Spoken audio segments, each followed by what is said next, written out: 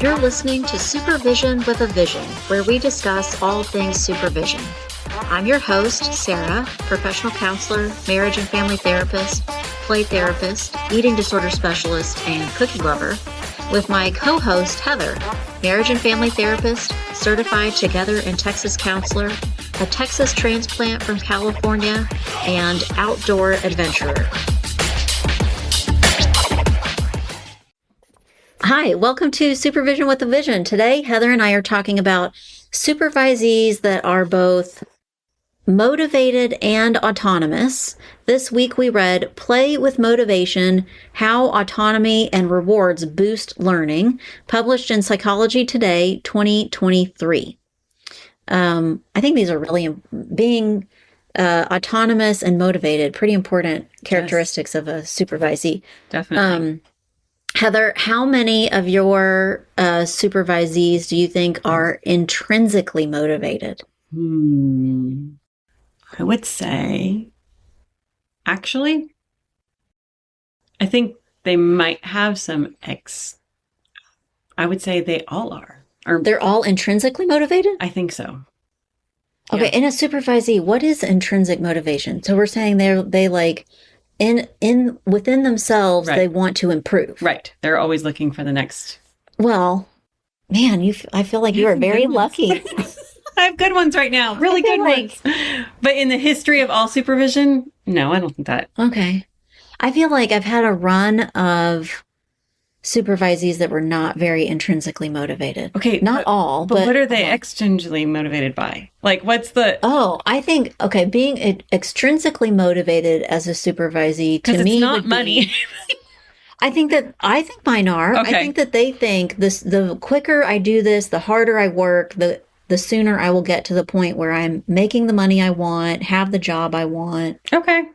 Have the title, because I mean, where we work, yes, right, where we work, our supervisees have a different title, and so I think that they feel, I don't know, what's the word, disenfranchised, maybe a little bit, yeah, I can because they have this different title. So Right. here, we're called licensed professional counselors, supervisors, or licensed marriage family therapist supervisors, but the other classifications are LPC or LMFT associate. Right. That's what our supervisees are called.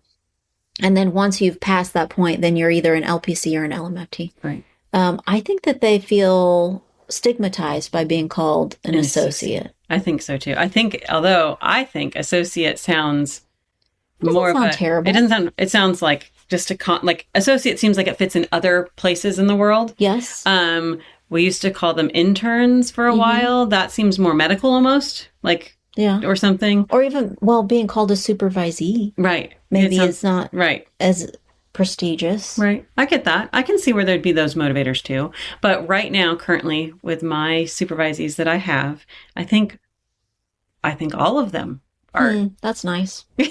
Sorry. How did you screen for that? How do you think I don't know that I did. I think it just is a good, I think they're just wanting to learn and do better. And I have a good group right now that they didn't all come from the same place. Like, I'm trying to see what they have in common. They didn't all come from the same place. They haven't all worked at the same, you know what I mean? Like, some have worked in clinics, some have not. Some are working more private practice-y kind of things. One theme, I don't know if this contributes to being intrinsically motivated. The majority of my supervisees right now are licensed professional counselor supervisees, and yours are licensed marriage family therapists. Yeah, that might be a difference. That's weird though. I don't know how that would be different. The schools they went to, or the experience they had in supervision before. Maybe those things contribute. Yeah. Because I think being intrinsically motivated has some to do with their development. Right. Like if to me, it lends itself towards being more mature developmentally. If you're more intrinsically motivated to grow and learn. Right.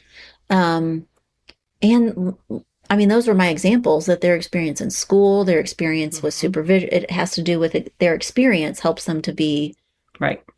more intrinsically motivated. I think some of it also might be right now, and this is something that I am separating from what my supervisees were like a couple years ago.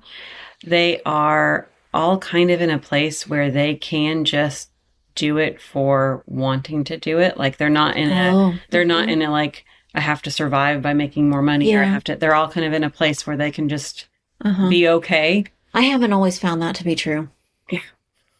I mean, even some of my supervisees who are not supporting themselves on their paycheck, and so are, have security in other ways, they're still not always very intrinsically motivated. Okay. I was even thinking I've had supervisees at different ages, so at different stages in life. Even. Oh yeah. That has not been an indication of being intrinsically motivated either. Nope. That doesn't, I don't think there's there's not a category that we can probably pick and go. Okay. Well, part of the article's point is that both are good. Right. Both are useful. Motivators. Right. So having someone who's motivated either intrinsically or extrinsically, still good. Well, and I think sometimes along the way, don't you think sometimes it shifts a little bit between the two? Sure. You can, all of a sudden you realize how close you are to the end of your hours or something, and you're all of a sudden very motivated by that. Yeah. Because you're like, oh, I'm so close. Yeah. Or, Well, I was thinking this about how do you end up with supervisees that are intrinsically motivated. I sometimes get supervisees that don't yet understand what it would be like to be intrinsically motivated as a counselor. And they kind of... Right. So they start out with good extrinsic motivation. Right. They think, I'm ready to do this. Right. I'm ready to get a paycheck and not be in school. And so they start doing it for those reasons. But along the way, they become more intrinsically motivated. I would agree with that. But that probably is one of the things you put across the board. I think that has to do with the context of supervision. Yeah. Like, do they feel like within supervision, you're not here to check the box. Right. You are gaining something, or there's there's a benefit to you or a reason that you're doing this. I think that if you can help them see that, they can become more intrinsically motivated. Yes. And I think maybe that continues to grow, right? Like once they get a little nugget of that, and then you kind of get, I don't know, for me and my own motivations, I get excited like when I'm learning something new, and that gets that, I don't like the ball rolling. And then I'm like, oh, I want more. I want more of that. And it's all an internal dialogue more than. Yeah. We haven't talked about it in a long time. That reflects a lot of different models of supervision. Oh, yeah. We haven't done that in a long time. The developmental models of supervision is what we're describing, is that you start out and you probably don't have a lot of autonomy or intrinsic motivation. But as you grow and change, the relationship between the supervisee and the supervisor shifts towards allowing the supervisee to be more autonomous, more motivated for their own reasons or in their own direction, which matches this article. Right. Because our next point is autonomy improves learning. Right. How have you seen that? Or what are ways that you allow your supervisees to be more autonomous, pushing their learning along? Well, I think sometimes I don't give the answer, which increases their chance to be autonomous, because even if I don't, unless I staunchly disagree with something, and I mean, you have to be really off the rails for me to like interrupt. But if you're going down a path where I'm like, we'll see how this goes. Like, I want that to be their own choice, because then you get more confident. And later on, there's that reflection of, could it have been done differently, or could it, I know you've described this to me before. I'm sure I've had a supervisee like this before, but maybe someone who starts out and they're calling you for every question, or they're calling you every time they're going to lead a group, they're calling or emailing to ask what they should do, or what's an idea that they should use. That at some point you set a limit or gently encourage them to quit doing that. Right. Like, you've got this. You've got it. We've talked about this a bunch. I know you can do it. But you can we'll talk about it when I see you this week. Right. So sometimes it's less direct, where you let them have a little leeway to go with their own thought process or answer their own question. And other times it might be more direct, where you say, can't answer the question every single time for you. You've got to, at some point, you need to figure it out and then come to me and we'll talk through how it went or how you felt about it. Right. Stay with us. We'll be right back. Hey, quick question for you. Are you someone who wants to be fit, healthy, and happy? And what if I told you you could get your dream body by simply just listening to a podcast? I'm Josh. And I'm KG, and we're the hosts of the Fit, Healthy, and Happy podcast. Listen, we get it. Fitness isn't easy. Carbs, no carbs. Just stop, okay? It doesn't have to be that complicated. And that's why we made this podcast. We get straight to the facts so you can become your best you. So the way to check us out is click the link in the show notes or search Fit, Healthy, and Happy podcast on any of the major podcast platforms. We'll see you soon.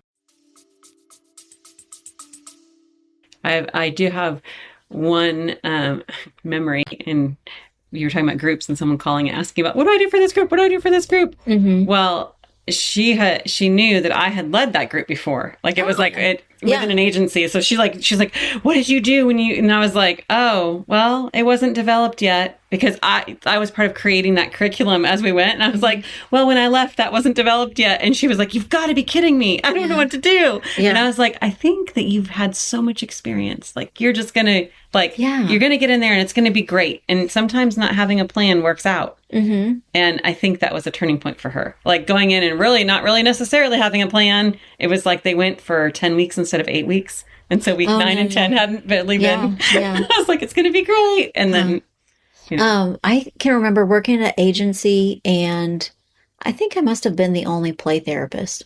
And they had not only did they have a lot of counselors, but they had a good number that were students, like in either students or just out of school. And my office had games and activities and stuff. And pretty regularly, the newer counselors would run by and say, Sarah, can I borrow your whatever? Right. Like maybe an example would be one of those balls where there are words written all over. Like a magic 8-ball. Oh, no, a different... where you throw it to each other. And then you have to answer the question. Right. Like if your thumb lands on something, then that's the question you ask or something like that. That they would come by and ask to borrow things, expecting that they would use it and try and replicate what I had done before. Which never works out. No. Right? I mean, it has to do with my style and the way I manage a group or my personality or the questions I would ask. And it would irk me that that's not how that works. No. And I would try and say like, well, I'm sure you can borrow that, but I mean, you got to put your own spin on it or you have to do your own thing. And so there were some materials that I would say no to. Right. And other materials, I mean, sure, here's, the ball. Go for it. You can use the ball about 1,000 different ways. So have fun, but they did often come back, whoever borrowed stuff, they'd bring it back to me and say, ugh, it was a total flop. Yeah. You're like, well, yeah, I mean, you gotta make it yours. Yeah. Put your own spin on it, make it yours, be more autonomous with it. But I guess even that is an opportunity to learn. Right. When you realize the activity with the ball is not going well. Right. Change it. Right. How many times have you been to workshops, especially when you're first learning, and they're like, here are some of these ideas, these, here's what you can do in a session with this type of client or this type of client. And there's no way actually to replicate that and do that perfectly. Yeah. It would be awkward. It wouldn't fit your demeanor or it wouldn't fit your tone or whatever. I've actually been to one where they had everyone do their own Jenga thing, which was very cool. And it was very cool to look at that everyone's was so different. Yeah. But also like my way I word questions even in therapy is different than even my colleagues that I am in practice with. Yeah. And so it's like, you would ask that to a client? Like you would say, yeah, sure. Why not? I'm pretty open about it. Well, what if you drew it? Would you answer it? Yeah. I mean, just, I think I play Jenga with questions written on the blocks. Or I'll play feelings checkers, which is kind of a similar idea. And I'm always surprised that people don't think or don't realize the counselor adjusts their response to the client. Right. We're not actually. Which is what we're doing, which is really what we're doing all the time. Right. But what's a good example? On one of my Jenga blocks, I have written, what is the worst thing you've ever said to your mom? Okay. And that's one where it depends on the kid, right? If I'm playing with a 7-year-old, their answer is, one time I told my mom to shut up. Right. Ooh, wow. Whoa. If I got that block with the same kid, right, you're not going to. Maybe it would be, one time I told my mom, nuh-uh, or, Right. something. Get out of here. Yeah. Right. It would be a 7-year-old appropriate answer. Right. But if I'm playing with the 17-year-old and the 17-year-old says, I told my mom Right. I dropped an F-bomb. Right. And I da-da-da-da-da-da-da. Right. And we're still going to go, oh, whoa. Right. My answer to that question with the 17-year-old would Right. be different. Right. But we're saying the same thing about our supervisees, right? Yes, that we're absolutely. saying if we had a supervisee, let's say the pretend supervisee that calls every time they're going to run a group, maybe for the first couple of times that feels reasonable. Right. And They're you getting do help used to them. it. Right. But if it's somebody who's been doing groups for a couple of months now and they still like to call Right. you for every single group, then you might be saying, okay, we talked about coping skills group.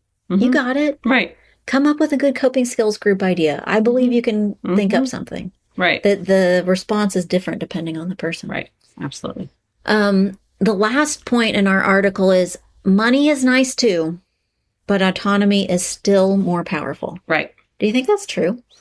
I mean, I think money is very powerful, right? I mean, but autonomy is more powerful than money. I mean, maybe because think about just, this brings in one of those like moral compass questions, right? Like someone's dangling the big paycheck, but you've got to do something you horribly hate. Would you do it for the money, and how long could you do it? Right? Like, I think that creates burnout. Yeah. If you're, I feel like I asked this question of my supervisees not that long ago. Can't remember who I was talking to. It was in a session. So Right. it was either supervision or a counseling session. And I know I remember who it was. Okay. But they're managing people, and they said, everybody would be happier if we were reimbursed better. And I stopped them and said, really? Right. Really? Is that the problem? Right. And at first they went, yes. And then the more they thought about it, they went, okay, no. Right. And I said, because let's imagine you get, and I can't remember I think I said $5 more an hour. And so if we multiply that out times a full-time job, that means this much per year. Right. If somebody gave you that much more right now, you're happy for a whole year? Right.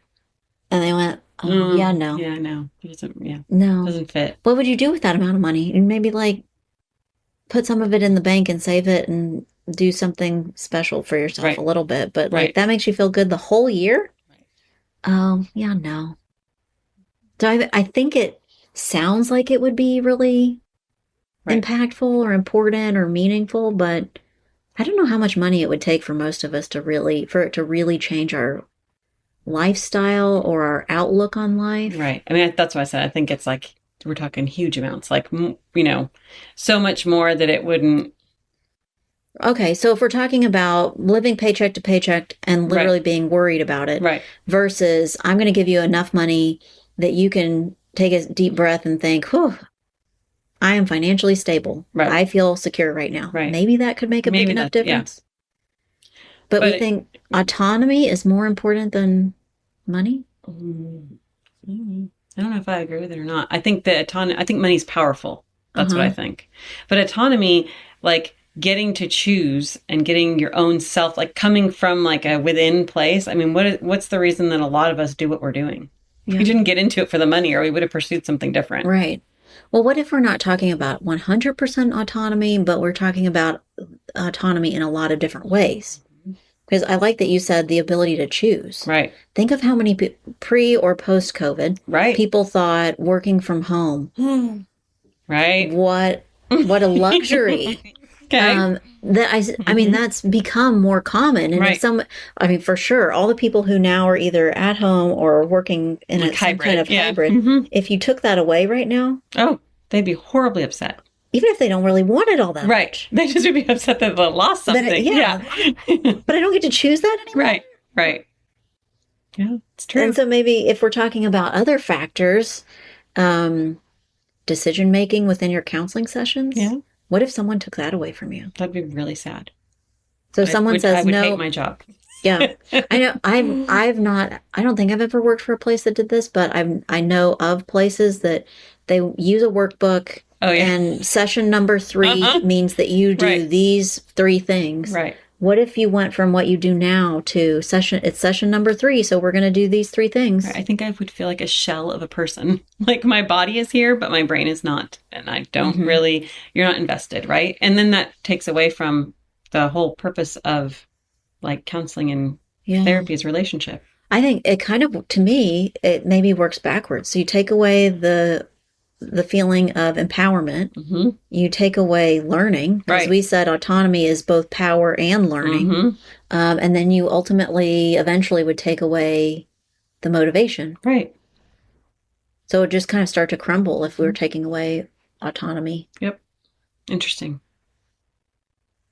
Yeah. I mean, I can't imagine doing that. I don't know what I would do. It would be a slow falling apart. Like a very slow crumble. Yeah.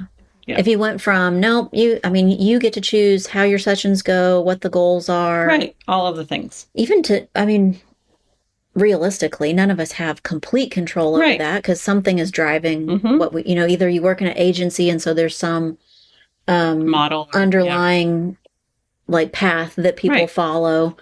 Or do you think that's true in private practice that we have a lot of autonomy, but do we have 100% autonomy? I don't think 100%. I think there's other factors that play into it. I think a lot of my supervisees think that. I think, yes. Is it perceived? Yes. Yes. But even I think, well, the outside factors that drive us are making sure clients come back. That doesn't mean that that's the only factor. So it's not the only thing that drives, but it is part of the drive. Money is part of making money. If you bill insurance, which I think is kind of the same as the money, that there's just, you have to make whoever's paying the bill, you have to meet their expectation to some degree. Right. What do you think are the other factors?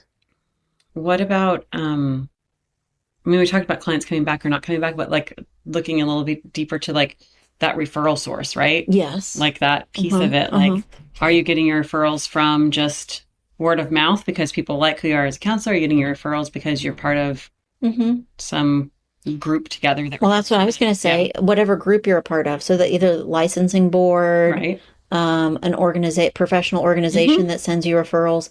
If you're not meeting their standards, then you're not. Then that's not going to work. So that directs some of what we do.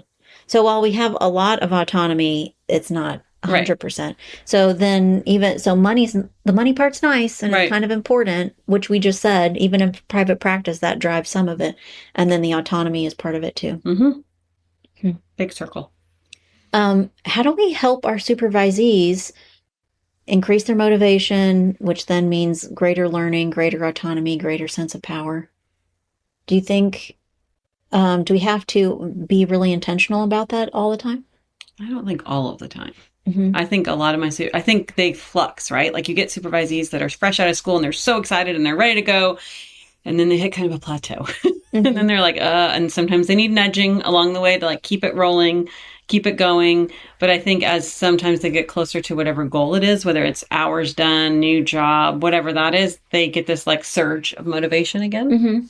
But I think it kind of goes back and forth. I think maybe I'm going to, if I haven't done this explicitly, maybe I'm going to try it out and see what happens if I do. What if these are the treatment goals of supervision? Oh, I like that. Right? Yeah. If we're creating treatment goals for supervision for those clients, then it's increasing the quality of their motivation, increasing their learning, and increasing their autonomy. I like it. Might be the thing that I think about focusing on. So then if what we're doing doesn't somehow lead back to one of those 3 things, then maybe we don't need to do it. Maybe we don't need to do it if that's not the main goal. If it's not supporting a goal. Yeah. So I don't think that leads us to specific things that we do to motivate or create learning or autonomy, but maybe guides us. Right. Because I also think you and I are saying this isn't one size fits all. Nope. So if we gave specific things, like you're saying, like you go to the training and they say, paint a rock. Right. That's going to cure depression. We're going to paint rocks and everybody's going to cure. That might be true for some people, but it won't be the magic thing for everybody. So same thing with our supervisees. if we had a list of activities, it might be fun or interesting or spark a new idea for us, but the list of activities isn't going to be it's not going to be the fix. Cure-all for every person. So we got to get creative. Again. Well, thanks today for listening to Supervision with a Vision. Heather and I would love to hear about the things that you do that either motivates you or your supervisees. And as always, we'd love to hear suggestions for future